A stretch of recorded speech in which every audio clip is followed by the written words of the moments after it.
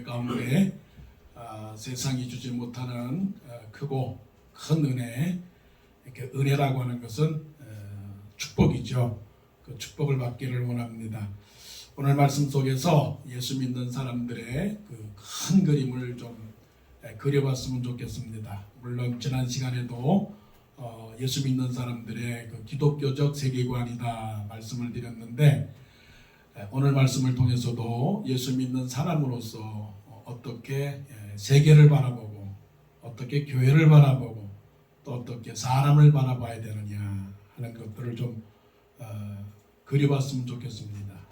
또 그림이 미숙하면 사진을 좀 탁 찍어가지고, 그래, 바로 요 모습이 바로 내 인생의 모습이다.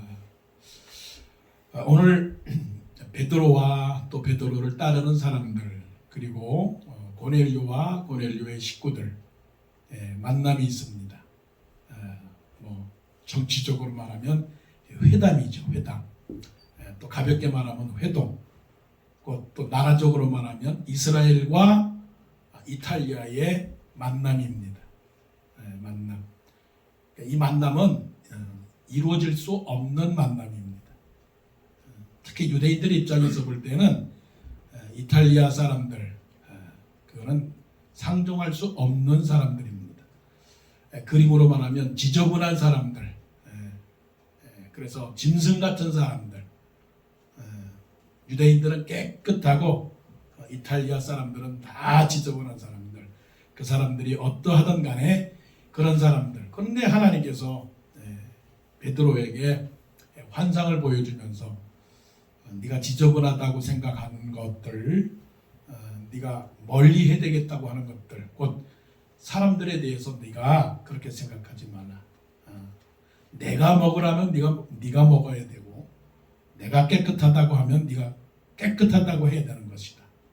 이제 베드로가 베드로라고 하는 이름을 얻을 수 있는 것은 그 하나님의 말씀에 순종했다라고 하는 겁니다.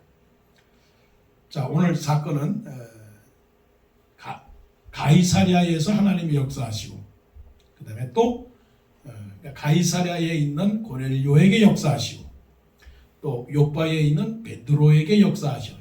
역사하신다는 건 뭐냐면, 가이사랴에 있는 고넬료에게는 베드로를 초청해서 예배를 드려라 말씀하시고, 베드로에게는 너는 고넬료의 집에 가서 예배를 드려라. 그러니까 하나님은 오른쪽에서도 일하시고 왼쪽에서도 일하시고, 서울에서도 일하시고 부산에서도 일하시고 한국에서도 일하시고 미국에서도 일하신다는 거죠. 그래서 무엇을 주었습니까? 만남을 줬다는 거예요. 만남. 어떤 사람들은 옷깃만 스쳐 지나가도 인연이라고 말하는데, 인연하고 우연하고는 틀린 거예요. 인연이라고 하는 것은 만남의 의미를 계속적으로 갖는 것이고, 우연은 그냥 어쩌다 일어난 일이고. 그런데 우연과 인연보다 더 높은 것은 뭐냐면 하나님의 섭리, 예정이라는 거예요. 예정, 섭리. 우리는 하나님의 섭리, 예정, 주권을 믿습니다. 그러니까 인연은 그냥 부딪힌 그것의 자체에 대해서 의미를 주는 것이고, 그 다음에 우연이라고 하는 것은 그냥 생긴 것이고. 그런데 오늘 말씀해 보니까 가이사랴에 있는 고넬료, 요바에 있는 베드로를 만나게 하신 이 사실이야말로 이거는 하나님의 섭리다. 하나님의 주권이다. 만남이라는 거죠. 근데 그 만남은 어떤 만남이냐면 이루어질 수 없는 만남. 자, 이걸 통해서 보면 하나님은 불가능한 것도 가능케 하신다. 믿습니까? 하나님은 우리 생각을 넘어가는 분이죠.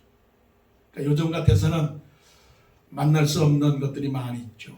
러시아와 우크라이나가 만날 수 있습니까? 없습니까? 현재는 없어요. 하마스와 이스라엘과 만날 수 있습니까? 만날 수 없습니다. 남한하고 북한하고 만날 수 있습니까? 없습니다. 없어요.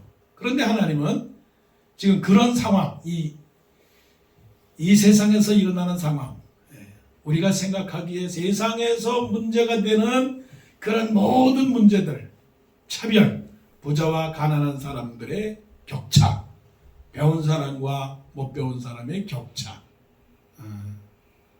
또 사회적인 부조리, 원수 관계, 이런 모든 관계들을 뛰어넘는 빅픽처를 우리에게 보여주신다는 거죠. 바로 이것이 뭐냐면 이게 사도행전이다. 이게 사도행전이다. 사도행전의 말씀을 들은 사람들로서, 성도님들로서 사도행전이 뭡니까? 물으면 다른 거 말고 팽창하는 거, 확장하는 거, 번져가는 거, 마치 불이 나듯이. 불이 어디서부터 납니까? 성냥불 하나로 탁 불이 붙였는데 그게 어떻게 돼요? 집안, 빌딩 집안 전체를 태우는 거지 않습니까? 그러니까 사도행전의 불은 어디서부터 일어나야 되느냐? 예루살렘부터. 어디서부터? 예수 믿는 나 한 사람으로부터, 예수 믿는 사람들 교회로부터 시작이 돼야 되는 거예요. 근데 이제 베드로, 교회의 대표요 정말로 지도자라고 하는 베드로가 변하지 않았단 말이에요. 그래 하나님께서 그래 베드로 한 사람만 고치게 되면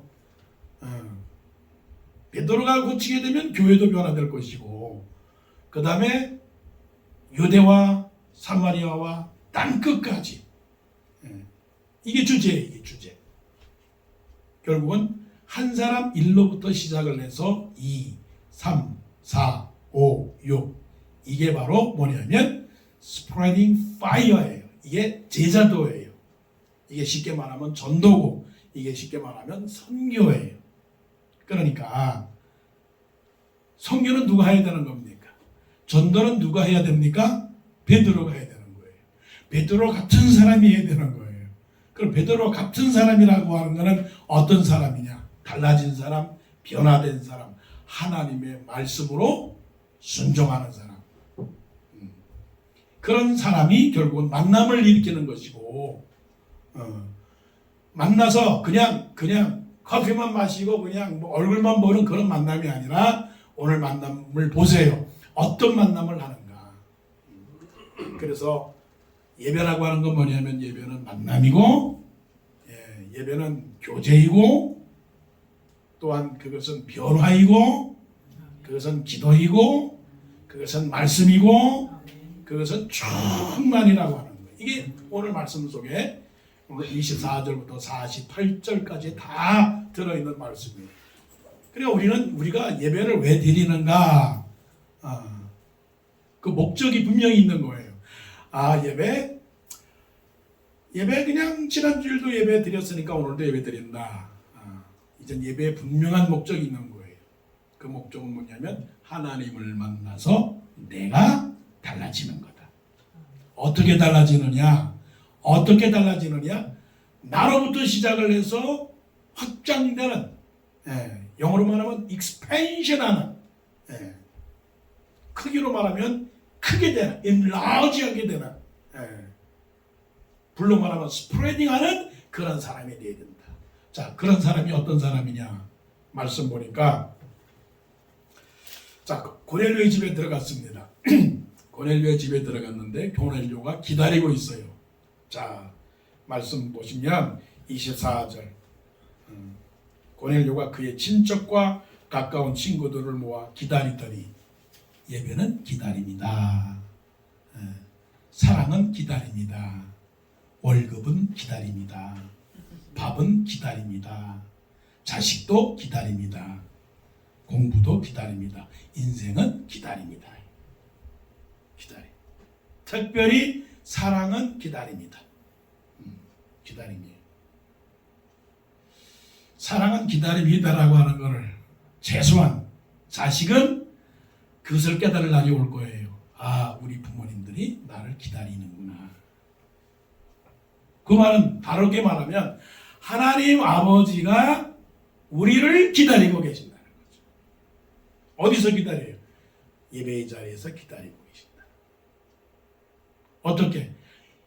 떠나간 탕자가 집에 돌아오기를 기다리듯이 아버지가 아버지가 저 동네 바깥에서 서성거리면서 어서 돌아오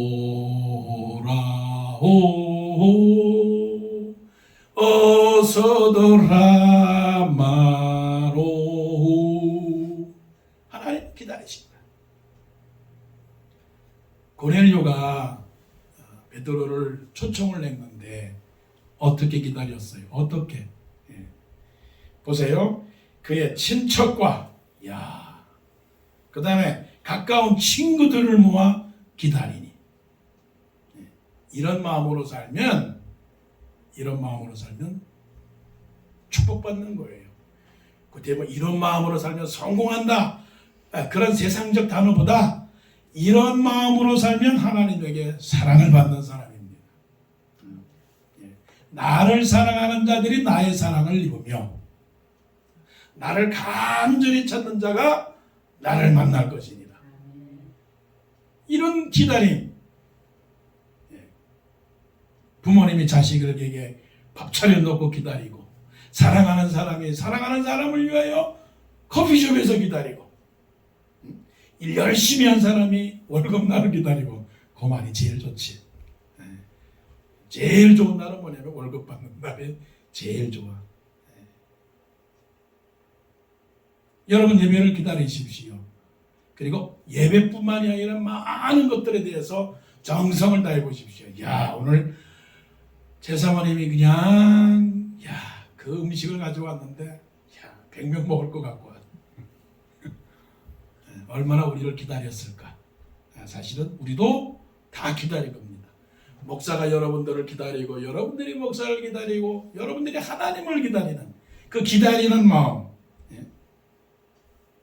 기다리면서 25절 마침 베드로가 들어올 때에 고넬료가 맞아 발 앞에 엎드려 절하니. 참. 아니 이탈리아 사람인데 유대인에게 절을 해? 아니 지배하는 사람이 피지배 사람들에게 절해. 내가 누군데? 내가 백부장이야 백부장. 내가 국회의원인데 내가 장관인데 내가 사장인데 내가 대장인데 내가 선배인데 내가 목사인데 뭐 어떻게 하라고? 고넬료가 맞아 발 앞에 말도 안 되는 거지. 이거는 세상의 질서를 무너뜨리는 거란 말이야. 어떻게 절을 해? 여러분 절할 수 있어요? 이렇게? 나보다 못한 사람에게? 절할 수 있습니까? 사장이 그 종업원들에게 회사원들에게 절할 수 있어요? 절 못합니다. 이거는 파격입니다. 파격. 예수 믿는 사람은 파격이에요. 세상의 흐름과 역행하는 거예요. 절할 수 있지 그 말이 아니고 절을 해야 하는 거예요. 머리를 숙여야 되는 거예요. 누구든지 자기보다 다른 사람을 더 낮게 여기고 자기보다 남을 더 낮게 여기고 또한 자기 일을 돌아볼 뿐더러 나의 다른 사람들의 일을 돌아봐 나의 기쁨을 충만케 하라. 이게 예수 믿는 복음이죠. 자, 고넬료가 베드로가 들어오자마자 그냥 납작 엎드립니다. 어떻게 보면 이게 의도가 나쁜 목사님들은 그래요. 목사 앞에 대통령도 머리 숙여야 돼. 이렇게 나쁜 의도로 아주 이기적인 의도로 말할 수 있겠죠. 사실은 유대인의 이탈리아의 백부장이 세상의 권력을 가진 자라면 목사님이 오는데 사도가 오는데 머리를 안 숙여? 안 숙이면 참 벌 받지.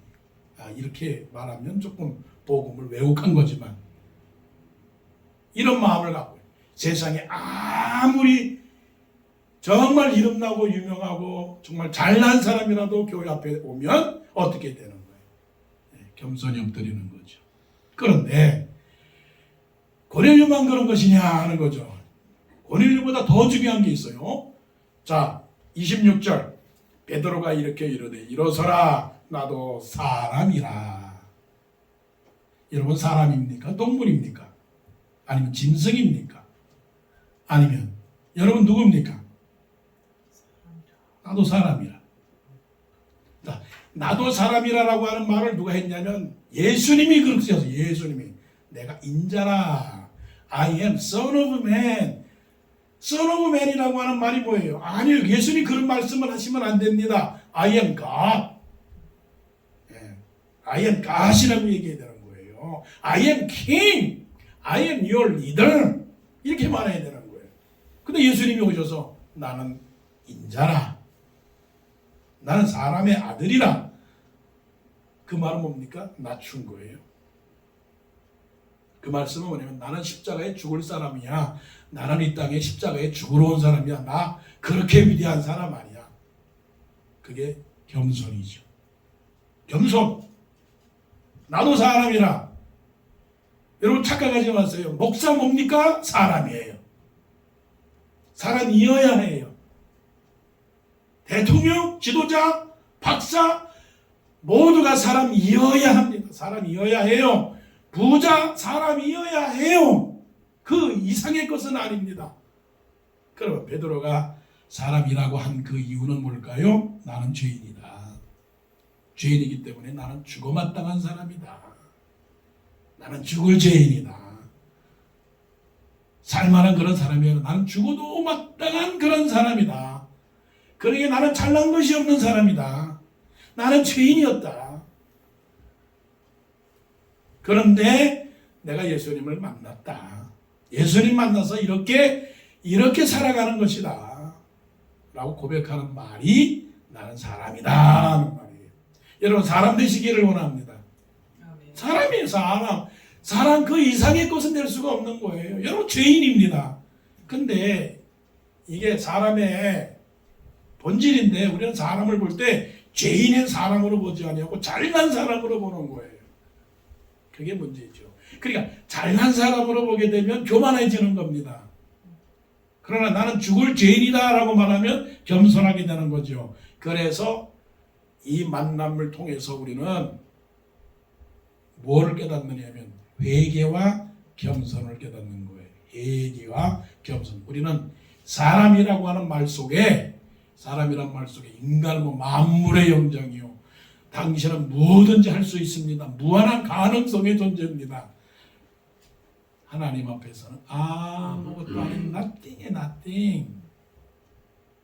그래서 예배를 드리는 사람의 첫 번째 자세 회개하시고 겸손하십시오. 그래서 우리 김장들이 항상 매주마다 하는 말이 회개하라. 천국에 가까웠느니라.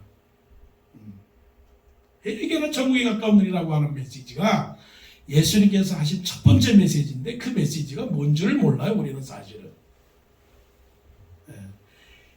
신앙의 문을 들어가는 첫 번째 문은 회개의 문입니다. 예배자로서 들어갈 때 첫 번째 스텝은 회개하는 겁니다. 예배 드리기 전에 여러분 회개하셔야 됩니다. 그 회개는 뭐 구태여 억지로 짜내면서 회개라고 하는 그런 게 아니라 그 머릿속에서 마음속에서 깨달아야 되는 거 있어요. 뭐로 깨달아야 되느냐면 나는 아무것도 아닙니다. 그냥 하나님의 덕택으로 살아갑니다. 단오절에 뭐라고 말해요? 내 더 이상이라고 그러죠. 내 더 이상. 그런 것처럼 우리는 하나님의 뭐예요? 덕분으로 살아가는 거예요. 자, 따라합시다. 나는 하나님의 덕분으로 살아갑니다. 하나님의 덕분으로 살아갑니다. 그 사람이 사람이에요. 우리 늘 그런 얘기 자주 듣잖아요. 성공 스토리, 성공 신화, 성공 신화. 이거는 어리석은 말이에요. 누가 나보고 혹시 여러분들이 성공한 사람이라 할지라도 누가 나보고 성공한 얘기를 해달라고 말하면 하지 말아야 돼요. 왜 그러냐면 하나님이 웃으셔요. 자식이 말합니다. 커서 말합니다. 부모님이 나에게 뭐를 해줬어. 그 뭐 그런 얘기 자주 듣잖아요. 부모님이 나에게 뭐를 해줬느냐고.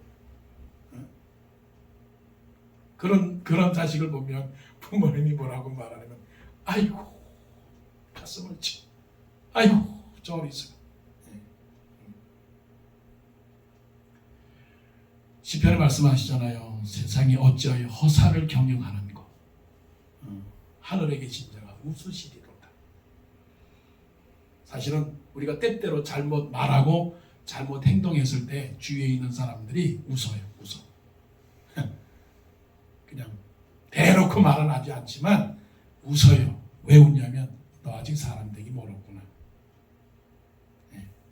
근데 우리는 평생토록 사람 되긴 힘들어요.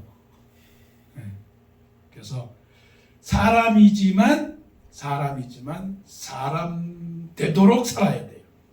그래서 너의 구원의 복음을 이루라고, 구원을 이루라고. 내가 떠나 있으나 가보나 너희가 복음의 신앙을 위하여 협력하는 것과 너의 복음의 구원을 이루라고 말씀하신 거죠. 자, 우리는 예배자로서 또한 신앙인으로서 어떻게 해야 된다고요? 회개하시고 또 겸손하시고, 이게 첫 번째 사람됨이에요. 이게 하나님 앞에 들어갈 때 첫 번째 조건이에요. 첫 번째 조건. 예수 믿는 사람이냐, 그 사람이 교회 다니느냐, 증거는 회개하느냐, 자기가 부족한 걸 인정하느냐 하는 거죠. 자, 이제 말씀을 보게 되면 이제 베드로가 들어갔습니다. 뭐 말씀 많은데 27절 말씀 보니까 더불어 말하며 들어가 여러 사람이 모인 것을 보고 이르되 유대인으로서 이방인과 교제하며 가까이 하는 것이 율법인 줄은 너희도 알거니와. 이방인과 유대인이 함께 교제하는 것은 율법이라고 그랬어요. 그 당시에 모세의 율법으로 보면 율법이에요. 율법이라고 하는 것은 정의입니다. 정의. 사람의 정의가 얼마나 어리석은 건지 아세요? 베드로가 말합니다. 이르되 유대인으로서 이방인과 교제하며 가까이 하는 것이 율법인 줄은 너희도 알거니와 하나님께서 내게 지시하사라고 말씀을 합니다. 하나님께서 여기 오게 하셨다. 그러니까 진정한 정의는 하나님이 말씀하시는 게 정의예요. 그러면서 어떻게 나를 불렀느냐 그랬더니 또 고넬료가 말하기를 하나님께서 오시라, 부르시라, 초청하시라 해서 제가 베드로 사도를 불렀습니다 라고 말하면서 이제 34절에 베드로가 입을 열어 말합니다. 베드로가 입을 열어 말합니다. 그 전에 고넬료가 베드로에게 감사하는 말이 뭐냐면 33절에 내가 곧 당신에게 사람을 보내었는데 오셨으니 잘하였나이다. 오셨으니 잘하였나이다. 그래서 우리는 누구를 보더라도 오셨으니 잘하였습니다. 여러분 예배 오신 것을 칭찬합니다. 잘 오셨습니다. 잘 오셨습니다.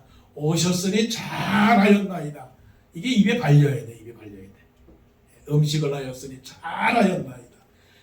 공부를 하였으니 잘하였나이다. 자, 그런데 이제 베드로가 입을 열어 말합니다. 아주 중심된 예배의 핵심입니다. 베드로가 입을 열어 말하는데 뭘 말하는가? 36절에 보니까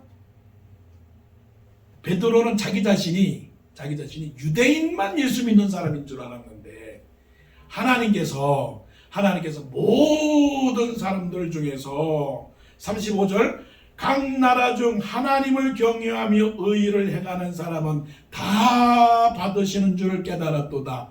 이것이 바로 복음이고 이것이 진리고 이게 말씀이에요. 이전에는 외모로 봐서 저 사람이 할례를 받았어요. 그 사람은 구원받은 사람입니다. 이게 육신대로 사람을 보는 거예요. 아주 중요한 거예요. 말씀이라고 하는 것은 육신대로 보는 거 아니에요. 그러니까 우리들의 세계관과 우리들의 삶의 태도가 바뀌어져야 되는 거예요. 어떻게 보면 좀 세상을 부정해도 돼요. 내 편으로 볼 때는 세상을 부정해도 돼요. 그게 뭐냐면 내 편에서 볼 때 기독교적인 입장에서 볼 때 당신 예수 믿습니까? 그러면 됐습니다. 당신 예수 안 믿습니까? 틀렸습니다. 이렇게 말해도 된다는 거예요. 그러니까 이거를 어떻게 본다면 당신 변호사십니까? 그런데 예수 믿어요? 안 믿습니다. 그러면 당신은 내 마음에 들어오지 않습니다. 당신은 누구십니까? 예, 어느 나라의 임금입니다. 좋아요. 그런데 당신 예수 믿습니까? 안 믿습니다. 그러면 됐습니다. 이렇게 살라는 거예요. 그게 뭐냐면 우리는 지금까지 어떻게 살았느냐 하면 세상적인 눈으로 볼 때 박사요, 교수요, 뭐 정치인이요, 회장이요, 훌륭한 뭐 그런 사람을 바라봤을 때는 뭡니까? 와, 성공했네. 아유, 부럽네. 대단한데. 당신 땅이 몇 평입니까? 아, 제 땅은 10,000평입니다. 어우, 부자네. 그렇게 살았잖아요. 베드로가 그렇게 살았던 거예요. 외모로 보고. 자, 말씀 잘 보세요. 뭐라고 하냐면 34절. 이게 지금까지 우리들의 가치관이었어요. 베드로가 입을 열어 말하되, 자기 이름을 해보세요. 김범순 목사가 늘 입을 열어서 말하되, 내가 참으로 하나님은 사람의 외모를 보지 아니하시고 지금까지는 내가 사람의 외모를 보고 살았어요. 교회 부자가 왔어요. 아유, 할렐루야. 우리 교회 건축 잘 되겠네. 가난한 사람이 오면 에이, 저런 사람 와서 뭐해. 아무 쓸모도 없는데. 그렇게 생각했다고요. 또 그렇게 생각할 수도 있습니다. 그런데 베드로가 그렇게 생각을 했어요. 그런데 베드로가 깨달은 건 뭐냐면 아니. 하나님은 외모를 보시지 않아. 사무엘 선지자가 오리를 범했던 것처럼 야, 엘리야비 오는구나. 저 사람은 정말 유대인의 왕이 될 사람이야. 판단을 해가지고 주섬주섬 기름을 부으려고 했는데 하나님께서 딱 말씀하죠. 사무엘아. 그 사람은 아니야. 그 말씀은 뭡니까? 세상 사람 날 부러워 아니하여도 나는 예수 사랑하는 사람이라네. 세상 사람이 아무리 나를 무시하고 나를 그렇게 무시해도 하나님이 나를 인정하면 되는 거예요. 근데 반대로 우리는 세상을 너무나 부러워해요. 예. 뭐 어떤 말처럼 뭐 높은 빌딩 부러워하고 명예를 부러워하고 정말 지식을 부러워하고 물질을 부러워하고 누가 뭐 성공했다 누가 뭐 잘났다 말하면 그냥 부러워서 어쩔 줄 모른단 말이에요. 아니라고요. 하나님은 그거 아니라고요.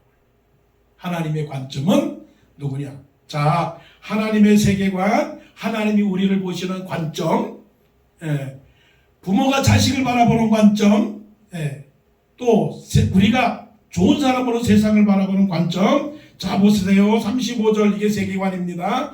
각 나라 중 하나님을 경유하며 의를 행하는 사람은 다 받으시는 줄 깨달았도다. 이것이 뭐예요? 그 다음에 나오는 화평의 복음. 이 복음이 뭐냐? 하나님께서 가장 기중히 보시는 거 뭐냐면 예수 믿는 사람. 하나님의 말씀을 믿는 사람. 예수 믿는 사람을 어떻게 해요? 최고의 축복한 받은 사람, 최고로 성공한 사람으로 하나님이 인정하신다는 거예요. 자, 나는 누굽니까? 나는 하나님께서 인정하시는 사람. 아멘. 하나님이 나를 축복해 준 사람.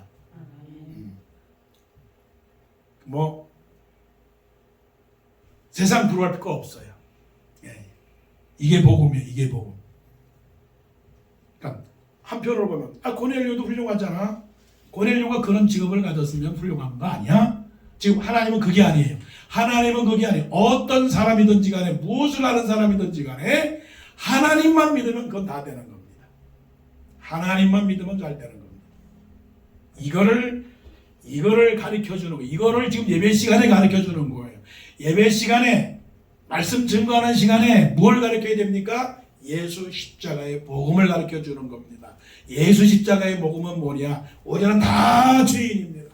우리는 태어나서부터 죄인입니다. 죄인은 천국 가지 못합니다. 죄인은 하나님 나라에 가지 못합니다. 죄인은 하나님 앞에 서지 못합니다. 죄인은 죽으면 심판을 받습니다. 심판을 받으면 지옥에 갑니다. 지옥에 가면 영벌입니다. 영벌, 이터널 퍼니시먼트를 받습니다. 그 지옥은 뭡니까? 사람이 감당할 수 없는 가장 커다란 고통과 괴로움과 그거를 받습니다. 그거를 우리는 말씀 속에서, 설교 시간 속에서 가르쳐 줘야 됩니다. 여러분, 예수 안 믿으면 어떻게 된다고요? 지옥 갑니다. 이건 분명한 겁니다. 예수 믿으면 어떻게 됩니까? 천국 갑니다. 천국이라고 하는 것은 뭡니까? 영원한 나라, 블레싱, 블레싱의 나라, 천국의 나라. 블레싱은 뭡니까? 지금 이 세상에서 누리는 최고의 영광의 상태. 여러분들이 생각할 때 이 세상에서 가장 훌륭하다고 생각하고 있는 그 가치, 때로는 그 대상, 때로는 물건, 그 차이, 그거보다 더 휘황찬란한 그 무한대. 예를 들자면 맛있는 음식을 먹어서 맛있다라고 하는 그 상태가 1이라고 한다면, 아니면 100이라고 한다면, 천국에서는 물론 그런 음식을 먹지 않아도 되겠지만 천국에서의 그 가치는 무한대다 이거예요. 달콤한 사탕을 먹고 맛있다라고 하는 그 맛의 상태의 무한대, 표현할 수 없는 무한대, 그게 천국이에요. 그러니까 우리가 생각할 때 천국에서는 결혼을 할까? 장가를 갈까? 그건 유치한 얘기예요. 그건 유치한 얘기예요. 그거를 뛰어넘는 초라고도 하는 그 무한, 영원. 그 영원이라고 하는 것은 영원의 단어 하나로 끝나는 것이 아니라 영원해. 지금 상상이 갑니까? 그 상태. 우리가 좋으면 미쳐 좋다고 생각하는 그 상태에, 말하면 때로는 나쁜 의미로 말하면 환각의 상태, 환희의 상태, 그 이상으로 표현할 수 없는 그 영원한 무한대의 끝이 없는 무한대. 자, 다시 한번 말씀드립니다. 천국은 어떤 것인가? 사람이 생각하기에 가장 행복하다고 말하는 엑스타시, 환희, 기쁨, 그런 것, 사람이 이 세상에서 만족할 수가 있는 그 노력의 최고의 상태에 곱하기 영원히 곱하기 영원히 영원한 시간과 장소도, 그리고 그 느낌도 표현할 수 없는 그 영혼의 상태가 천국이다. 그런데 지옥은 어떤 것이냐? 지옥은 그 반대. 자, 그러면 이제 실감을 나게 해야지. 어떤 사람이 내 손에 칼을 쫙 걷어요. 아프죠? 끔찍하죠? 상상해 보셨나요? 상상하기 싫습니다. 지옥은 그런 고통의 상태의 무한대. 그러니까 부자가, 나사로가 아브라함의 품에 안긴 걸 보고 부자가 말합니다. 아브라함이요. 나사로를 시켜서 물 한 방울이라도 내 이 혀에 좀 뿌려주게 해주십시오. 이것도 우리가 들을 수 있는 말로다가 표현한 것뿐이지, 그거는 우리가 상상을 해야 돼. 얼마나 목이 말랐으면 저랬을까. 예수 믿으면 천국, 예수 안 믿으면 지옥. 예수님을 믿습니까? 예수님을 믿으시고, 여러분 예수 그리스도를 통하여 죄사함 받으시고 하나님의 자녀가 되시고, 그래서 천국 가기로 믿고 확신하면서 이 세상을 하나님의 자녀로 살아가시기를 바랍니다. 이게 화평의 복음이에요. 이게 예수 복음이에요. 예수님이 이 세상에 오셨고, 예수님이 십자가에 죽으셨고, 예수님이 부활하셨고, 예수님이 승천하셨다라고 하는 베드로의 복음이 34절부터 43절까지 계속되는 거예요. 마지막 자, 회개, 그 다음에 예수 그리스도, 구원자 예수 그리스도, 그 다음에 마지막 성령 충만한 삶. 성령 충만한 삶. 예배드리고 나서 은혜 받았으니까 그곳으로 되느냐? 나는 천국 가서 그냥 살면 되느냐? 그게 아니고요. 마지막에 44절 베드로가 이 말을 할 때에 성령이 말씀 듣는 모든 사람에게 내려오시니 베드로와 함께 온 할례 받은 신자들이 이방인들에게도 성령 부어주심으로 말미암아 놀라니 이는 방언을 말하며 하나님 높임을 들음이로라. 신학적 해석은 나중에 하고 중요한 거 있어요. 성령 충만함을 받으니 방언을 말하며 하나님 높임을 들음이로라. 그러니까 이 사람들의 삶 속에서 완전한 뭐가 일어났어요? 삶의 변화가 일어났어요. 삶의 변화는 뭐냐면 열매가 생겼어요. 당신 교회 다니십니까? 당신 워싱턴 동산교회를 다니십니까? 예, 다닙니다. 증명해 주세요. 두 가지. 하나는 방언을 말하고, 하나는 하나님을 높이고. 말씀에 의해서. 방언이라고 말하면 뭐냐면 하나님의 나라의 언어. 하나님의 나라의 언어. 세상이 말하는 언어가 어떤 거예요? 욕하는 언어, 미워하는 언어, 싫어하는 언어, 싸우는 언어, 더러운 언어, 때로는 음란한 언어, 때로는 징거운 언어, 천한 언어, 나쁜 언어, 나쁜 말. 그게 세상의 언어고 우리는 뭐예요? 새 방언이에요. 새 방언. 할렐루야. 아멘. 감사합니다. 사랑합니다. 기뻐합니다. 충성합니다. 기도합시다. 예배드리시다. 이게 뭐예요? 방언이에요. 여러분의 언어. 교회 와서는 할렐루야 하고 바깥에서는 죽일 사람 이러면 안 되는 거예요. 하나님의 높임돼요. 이게 하나님을 높인답니다. 어떻게 하나님을 높입니까? 자기 혼자 예배 시간에만 하나님 높이는 게 아니라 온 삶에서 하나님을 높이는 거예요. 당신은 누구를 사랑합니까? 나는 대한민국을 사랑합니다. 대한민국보다 더 사랑하는 사람은 누굽니까? 하나님을 사랑합니다. 하나님의 미친 사람. 입을 열면 누구 얘기? 하나님 얘기. 입을 열면 뭐요? 스포츠 얘기하고. 입을 열면 뭐예요?